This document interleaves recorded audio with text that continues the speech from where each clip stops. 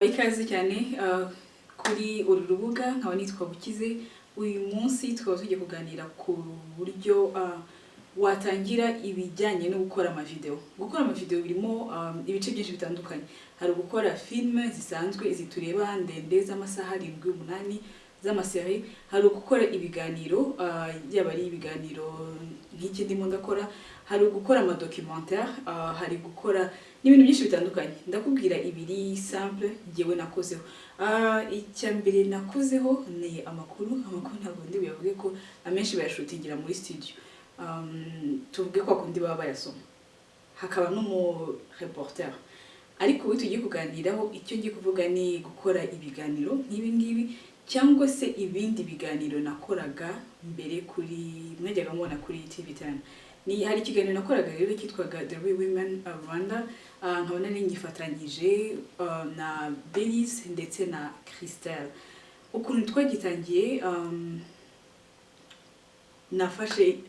natekerezaga ko abakobwa, urubyiruko, abagore, hari abantu batari empowered mu muco wacu, bakeneye ko byibura umuntu ababwira ati dushyiremo akabaraga cyangwa se inspiration, babura inspiration. Natekereje ko abo baba abakobwa cyangwa se urubyiruko hari ukuntu twagira urubuga, twashyiraho urubuga duhurizaho ibitekerezo, noneho tukajya dusangira kuri aba bagize ibyo bageraho, ibibazo, inyunganizi, ibintu nk'ibyo ngibyo. Nashatse rero aba cameraman, twari dufite cameraman umwe John, ndabushimira cyane. Twari dufite director akaneditinga yitwaga Chris, hakaba nanjye na Belize na Christelle. Nabitangiye nkoresheje amafaranga 50,000 by'amafaranga y'u Rwanda. Ni ikiganiro cyabayeho kuva mu 2015 kugera mu 2017. Impamvu mvuga ibintu by'amafaranga no kugira ngo wumve ko ibintu byose ntabwo umuntu abitangiza miliyari. Nari maze kugira experience niba ibyo navuga, ariko ni n'ibintu nkunda kuba muri media.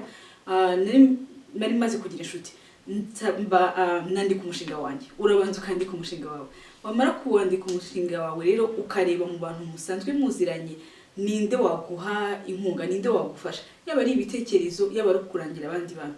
Abo bantu bose mvuze ntabwo mbere twari tuziranye, sinari narigeze nahurana nabo, niba nyuka neza. Yego, umuntu wese nabwiye igitekerezo cyanjye, umuntu nari nzi ko anyumva, yarambwiye ati shaka umuntu witwa gutya, ushaka umuntu witwa gutya. Turabanza tumijutiho gatoya, mbabwira vision yanjye. Ubundi vision yanjye ntangira gukora icyo kiganiro nyuma yuko mvuye muri televiziyo muri rusange mu gusoma amakuru. Vision yanjye rero gukora televiziyo panafricaine iri online. Noneho iyo televiziyo panafricaine ikaba izibanda cyane ku rubyiruko, kuko urebye pourcentage y'abanyafrika abenshi n'urubyiruko. Bumva vision yanjye ni nziza, tuzahagera gute? Ukumva ko hari ama obstacle, ariko twese tuba optimist kubera ko twari twumva ko ari igitekerezo kizima. Urumva bimaze gushyira hamwe ushaka ibiganiro rero twashutinze bikeya, dutumira inshuti zisanzwe zaba bagenzi bacu. Ndumva nka Belize yaratumye nka Hayisa, abantu batandukanye nyine uwo muzi ko muri abari famous ho gato. Nyuma yuko dukoze ibiganiro bitatu rero twagiye kuri TV10, twe dukeneye ahantu ibiganiro bizagaragarira. Ndagenda mpura na David Bayingana kuri TV10, ndamugana iyi ngiyi ni package nzajya nguha buri cyumweru, urabishoboye kubikora? Yego. Ufite ikibazo runaka, ikibazo cy'amajwi uzagikemura. Tugenda tugikoraho, ariko ikiza nuko yampaye umwanya wo kuri TV10 kugira ngo ibiganiro byacu bikomeze. Obstacles zabaye nyinshi. Obstacles zari zirimo nuko abantu bose bakoraga kuri iyi projet, ndababwiza ukuri nta muntu n'umwe wahembwaga kubera ko nta mafaranga twari dufite. Umunsi umwe wumvaga nka cameraman akubwira ati ngewe rero uyu munsi ntabwo mpari, ndajya gushutinga ubukwe, ntabwo ikiganiro gihagarara, urongera ugahamagara undi muntu. Ikintu twajyaga twishyura cyane cyari transport y'abantu bazaga kuri set, iyo narayishyuraga, ariko kubahemba nyine buri kwezi ibyo ntabwo byari bishoboka, ntabwo amafaranga yari yakaje. Kigiye cameraman atabonetse, uragenda ugashaka undi w'inshuti yawe cyangwa se undi wishyura. Hari nabo nagiye nishyura kuko barakwemerera, ntabwo bari menshi cyane.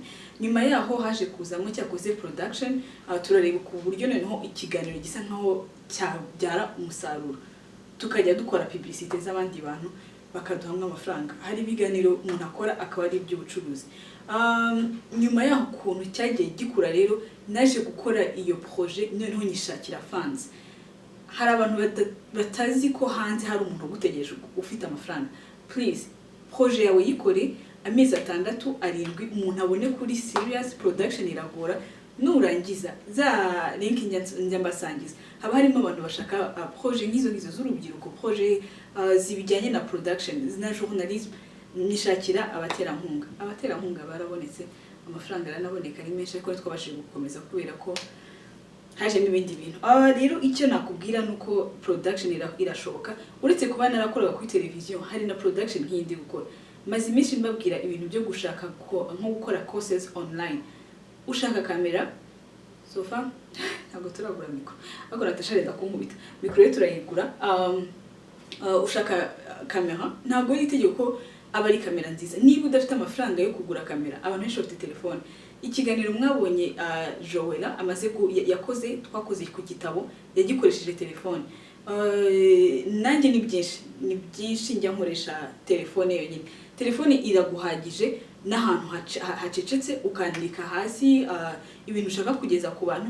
Warangiza YouTube n'ubuntu, internet nyine ugashaka internet ukauploadingaho, ugashyiramo abatumirwa rimwe na rimwe, ubundi ugakomeza ukagira kuhaje. Ni ibintu bijye bica intege kuko hari igihe utabyuka umeze neza, hari igihe abantu bagukritika, hari igihe abantu batagusupporting, ariko cya kintu impamvu yatumye utangira niyo ituma uhora ugenda.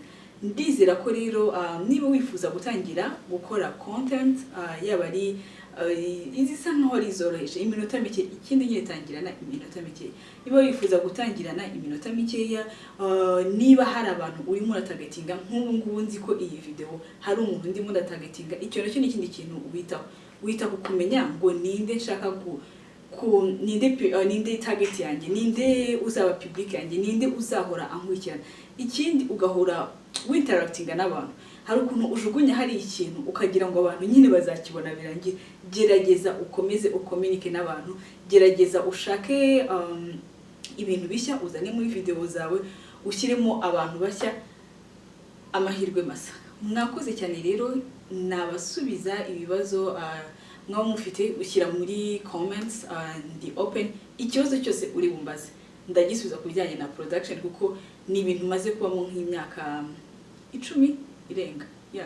Niruje nk'imyaka 10 ndi muri production ya television. Ibihe byiza rero, nizere ko Imana ikomeza kubarinda, tugakaraba intoki, tugakomeza